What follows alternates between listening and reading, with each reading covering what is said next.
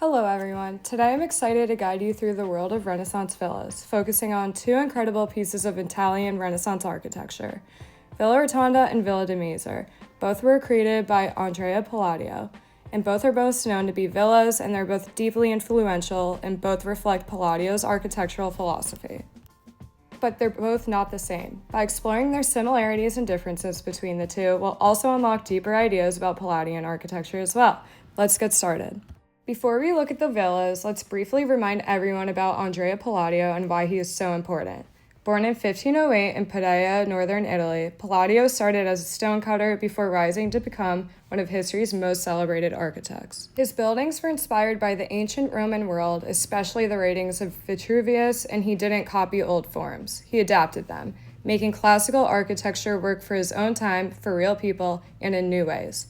He wrote Quattro Libri, which is basically this coffee side table book, which held all Palladio's architectural beliefs and designs within it. In the book, Palladio wrote about his beliefs about architecture being based on proportion and using mathematical relationships found in music and nature, and that buildings should be functional but still beautiful and uplifting on both the inside and outside.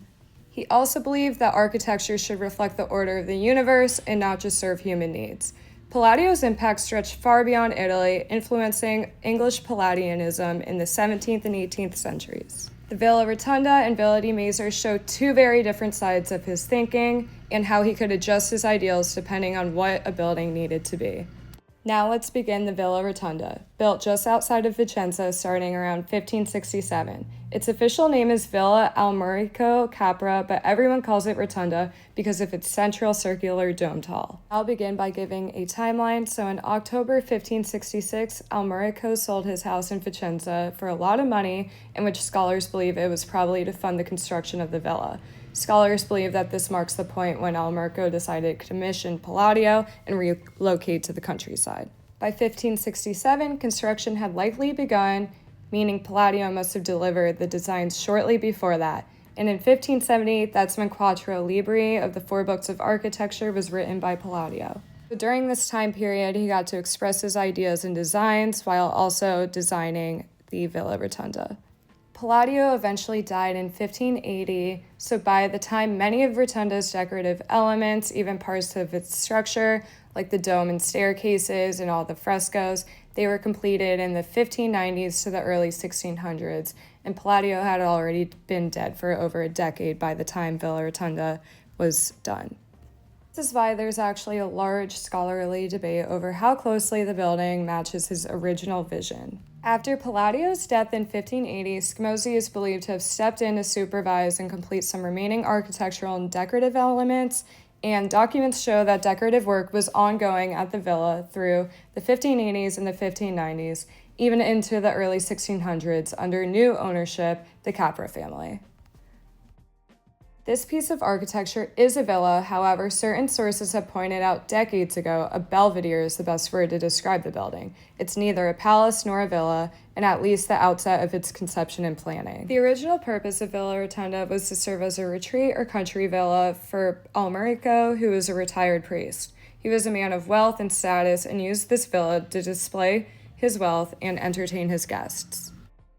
It was not intended as a working farm or estate, but rather as a place for leisure, contemplation, and entertaining guests in the countryside of Vicenza, a country house for leisure, reflection, and intellectual conversation for everyone's enjoyment. The plan of the Villa Rotonda is based on a centralized Greek cross plan with a domed rotunda at the core. Palladio's printed plans are treated as literal blueprints for construction, instead suggesting they served more as idealized representations. This axis was originally intended as the principal one, with the northeast facade conceived as the villa's main entrance, even though the building's orientation would later be changed. Each of the four sides has a portico with columns, just like the Roman temple. This temple front elevates a private home to something more noble and more idealized, blending domestic life with spiritual elevation. The four facades are not exactly alike because the window dispositions behind the four porticos are different. The northeast and southwest porticos have 2 windows rather than 1 on both sides of the central doorway, and 4 additional upper windows to light the bedrooms on the mezzanine level. Mezzanine windows behind the porticos on the northeast and southwest facades, unlike the 2 others, further verify that this was the villa's intended main axis, with the southwest facade being the original rear. Each portico opens toward a different view of the countryside, merging architecture with the landscape. This celebrates the Renaissance idea of the man in harmony with nature, where the villa becomes a frame for the viewing world. Palladio's orientation of this belvedere with 4 pendimented porticos from which it was planned to enjoy the outward views resulted in 4 views that were distinctively different from one another. Pictured to the right is a path, so that provides one of the views, and then to the left is a river, and then this to the left is the Vicenza Hills of the countryside, and to the right is the woods. As you can see, these views are very different and provide different senses of nature rotating around the villa. By rotating the building slightly off the cardinal axis, Palladio ensured that each facade and portico would receive a different quality of light throughout the day. One side catches the morning light, another gets midday sun, and another is bathed by the evening glow. The different lighting enhances the processional and ornamentation quality of moving around and throughout the villa. Every approach and exit is slightly different in atmosphere and emphasis. Having the villa not face directly north provides a lot of shadowing for the ornamentation as well. And as for the interior, you could see that the dome is inspired by the Pantheon in Rome, and there are many frescoes painted by Alessandro Magnesia between 1599 and 1600.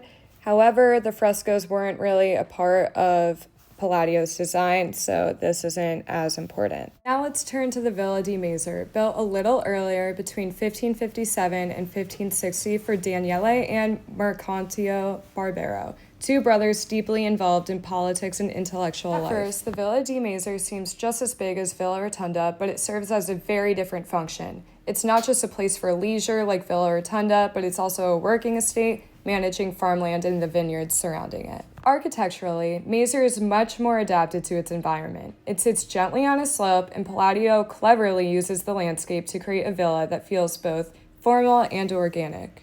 Instead of it having 4 similar-looking facades, the main block of the house is flanked by barchese, which are long arched wings that connect to architectural outbuildings. The plan of this building is a huge T-shape, and the aesthetic is still very large, but the symmetry is looser and more natural. Inside, the villa bursts to life with frescoes by Veronese, one of the most important painters of the Venetian Renaissance. Everywhere in the interior, there are many windows that show the landscape, so it feels that there's nature inside the building. There's a large sense of warmth with the colors of the frescoes in this building, and is not cold or abstract by any means. Many of these frescoes have mythological scenes. However, Palladio did not intend there to be frescoes on either of his villas, so this is not intentional to his design. There are portraits of the Barbero family throughout the villa, in which they interact with the lush landscapes peeking through the windows. The front of Mazer, there is a lot of countryside that leads up to the building, giving it a sense of procession.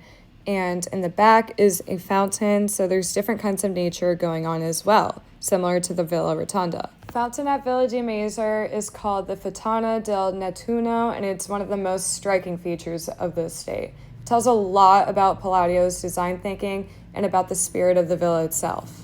The fountain represents Neptune, river gods, and fertility, and it symbolizes control over nature and prosperity. It serves as an architectural visual and centerpiece. It's very innovative for this time period. When you approach Villa di Mazer, you immediately notice that compared to something like Villa Rotunda, the exterior is relatively simple and restrained, but that simplicity is carefully designed and deeply meaningful. Villa has a clear classical structure, a main block with a pendimented portico supported by Ionic columns. The portico is elegant but not extravagantly decorated. The Ionic order here is light and graceful, suited to a villa of country leisure and architectural activity. As for the materiality, the walls are plain stucco, smooth and relatively unornamented. The color is a warm, natural tone that blends gently with the Veneto landscapes. As for comparing the 2 villas, Villa Rotunda is a bit more focused on the sculptural clarity with the crisp temple fronts, the bold massing of the dome, and slightly richer ornament in capitals and pediments. Villa di Mazer is more relaxed, less sculptural, and more attuned to blending into its environment. I feel as if Villa Rotunda being placed on a hill is more so inserting something, rather Villa di Mazer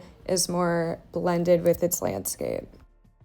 Also, the emphasis at Mazer is on a horizontal movement, openness, and the relationship with land, and it's not as vertical or grander in the monumental presence. For the materiality for the Villa Rotunda, it uses stuccoed brick to create a sense of idealized, almost temple-like perfection. There's the smooth pale stucco, too, that surfaces reflect light beautifully, making the building appear luminous.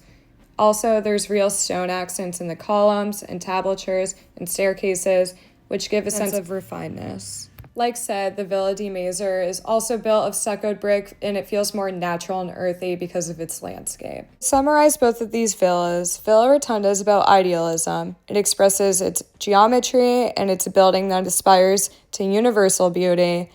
And Villa di Mazer is about real life. It's beautiful, but it's also practical, warm, and responsive with its landscape. Both villas express Palladio's ideals of proportion, beauty, and classical inspiration, yet they also differentiate a lot from each other, not just by their meanings, but by their architecture as well. And in both, we see Palladio's genius, not because he's imposed with the rigid style, but because he adapted his vision gracefully to the needs, land, and life of each project. Thank you.